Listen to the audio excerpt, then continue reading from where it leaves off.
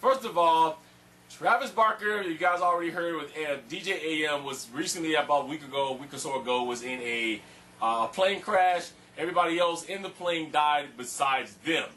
On RockGamer.com, it just came out this morning, and I'm sure in a few other sources. But RockGamer is the first place I would usually go because they're first in news as far as I'm concerned. They have everything that breaks out of there real quick. Travis Barker is on his way home, and he's going on the bus. He's vowed never to fly again. So I guess for all the Blink-182 fans and everybody else, this means that he's going to be sticking right here in the Continental 50, okay? Or the Continual, actually, 49, because you have to fly to get to Hawaii, okay? I don't know if I can't say that I blame the man, myself personally. I don't like the fly as it already is, and I think if I would have went through what he went through, I wouldn't be flying either. So I want to say, in case Travis Barker somewhere has actually seen me or watched this, I hope you get better. I am a huge fan of Blink-182 as well as Travis Barker, and I hope that everything that he's going through works out for him and his burn issue and so on and so forth. The same with DJ AM. So we all wish them Godspeed and a good recovery. Okay. All right. The next big news that I am proud to talk about, which a lot of you guys have already heard, which I'm going to say it is about time, is that it has now been clarified. It is now been said and stated, and it's true. All of my people out there that play Rock Band 2 on the Wii is now going to have everything that we Xbox 360 and PS3 owners have because they're going to be online. I can exclude myself for that because I actually do personally own a Wii. My son has always asked me, would you buy Rock Band for the Wii? I did not buy Rock Band 1 for the Wii because of this very problem. I didn't have DLC. I didn't have couldn't go online with my friends. So none of that. The official statement is supposed to be made. People are speculating right around the time, I forget what it's called, but there's a Nintendo show that's going to go on when Nintendo is also supposed to unveil, I guess now, a brand new solution for storage. And from what we know right now, all of you Wii people out there that only has the Wii, and you play your Rock Band exclusively on the Wii, you're gonna have internet capabilities. That means you're gonna have Band World Tour online. You're gonna have DLC. You're gonna have Battle of the Bands. Everything that you have not been able to do, like we could, being with 360 and PS3, now you have it. So I'm very happy for the Wii folks. There it is. News is broke. I hope you guys do something with that. I'm glad for the Wii people. All right. The other thing that came out this morning is that Rock Band 2, Harmonix and MTV has now announced that there is going to be an 18-song AC/DC DLC pack. Can't really call it DLC because DLC is downloadable content, so it's called actually an AC/DC track pack. Let's talk about this a little bit because I kind of want to know what you guys as an audience think about this, being gamers. And I'm going to tell you where I stand from it. They're asking $40 for an 18-song AC/DC track pack to be released exclusively with Walmart in November. These are going to be live recordings of these songs that are going to be remastered for Rock Band 2. First of all, let's talk about the number one thing that I know that all you guys are watching for a long time always say, okay, let's talk about, which is price. It's $40. This is the most expensive content that you and I, if we buy this, would have bought in the whole entire existence of the game of Rock Band. 1,600 points, which is $20, is what it costs to get the Red Hot Chili Peppers album that came out today. I think it was 1,800 points is what it cost us to get the whole entire Judas Priest album. Okay, so they're asking a whole $20 more than what we just spent for Red Hot Chili Peppers to go to Walmart and buy this disc. That, by the way, is going to have a one-time usable export code.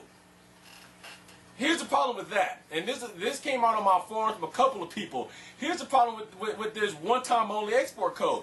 That means for those of us who plays this game on Xbox 360, who at any time within now and who knows when could get what we call the red ring of death. That's when all 4 light quadrants on our Xbox 360 turns and starts flashing red. It's broke. So even though Xbox and Microsoft is covering this for 3 years, we have to take our hard drive off and send our box in, and usually we get a brand new or refurbished Xbox 360 back with a brand new 3-year warranty. The problem with that is, if you know anything about the 360, is your DLC content and everything you export has nothing to do with their hard drive. It all banks on the serial number of your Xbox 360. So when that serial number is gone, unless you have live, you have no tracks. Now, if you don't believe me, if you have 2 Xboxes in your house, take your hard drive off of one, go to the other one and unplug live from it, and then try to access your DLC content and see what it tells you. It can't be done. The only 2 ways that you can get downloadable content that you bought is if you are running it on the exact same Xbox 360 that you bought it on, or you are connected to Xbox Live. So this one-time export code just ain't gonna work. If you want to go jam out with your friend 3 blocks away, but he don't have live, you have no songs. The other thing is, you automatically are buying 18 AC/DC tracks. Okay? I'm a fan of AC/DC, but I'm not a huge fan of AC/DC. There's a couple of songs that I've seen so far that I want to buy off of that track. Okay? A guy that writes on my forums all the time, if I would say his name right, is Mike Wheat. He brings up a very good point, and here was his point. He says on the whole thing, he only saw 2 tracks that he wanted to buy. The track pack is going to cost him $40. So that means if he was to buy the $40 album, he would take it home, export all the tracks, and get rid of every track but 2, which breaks down to $10 a track, which makes it $20. Okay? Now, if he gets the red ring of death, he has to get rid of this Xbox, get a brand new Xbox. Now he can't export anymore. So now he has to go out and buy a whole new track pack at $40 again for 2 tracks, which break down to $20. So he spent $80 to get 2 tracks twice.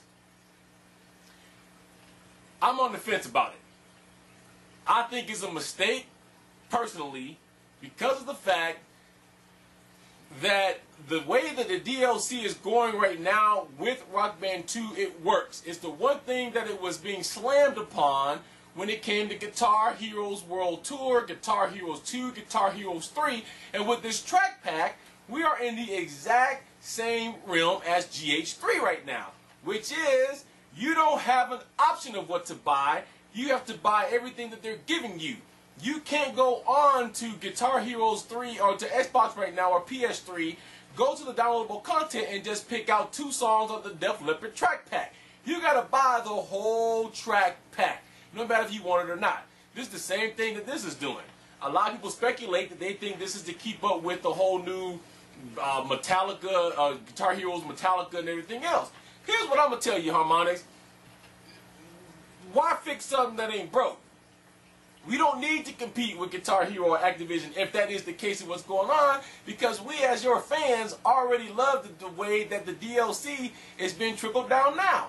Even if you charge $40 for the whole pack on DLC and you decided to say that it's going to be $3 a song instead of $2 a song, I personally feel that people still buy that, because that means I can go spend $6 and get the 2 tracks that I want and don't have to worry about spending the other $40.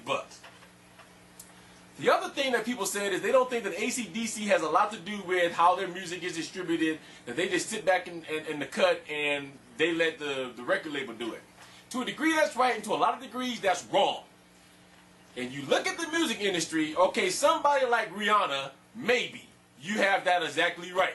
She is still new and fresh enough to where she cannot walk up and call her own shots and say, instead of you giving me 5 cents a song that's sold, I want 25 cents, and I want this not being sold in the store, but I want this on DLC.